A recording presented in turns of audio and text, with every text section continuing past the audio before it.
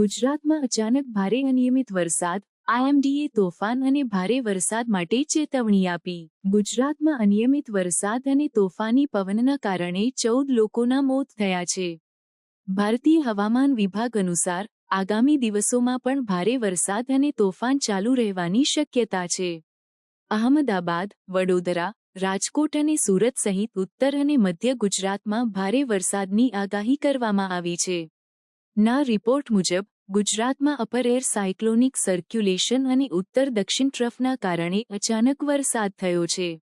આ હવામાન પરિવર્તનના કારણે મહુવા, ભાવનગર માં 6.69 ઇંચ, લાઠી, અમરેલી માં 2.40 ઇંચ અને આણંદમાં 2.36 ઇંચ વરસાદ નોંધાયો છે.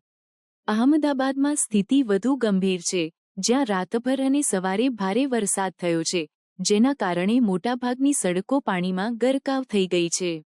આઈએમડીએ 50 થી 60 kmph પવનની ઝડપ સાથે તોફાન અને ભારે વરસાદની ચેતવણી આપી છે. આ અનિયમિત વરસાદના કારણે ખેડૂતોને ભારે નુકસાન થયું છે, ખાસ કરીને કેરી અને અન્ય ઉનાળુ પાક પર અસર પડી છે. તાપમાનમાં પણ 3 થી 5 ડિગ્રી સેલ્સિયસની ઘટાડો નોંધાયો છે, જે ઉનાળાની ગરમીમાંથી રાહત આપે છે.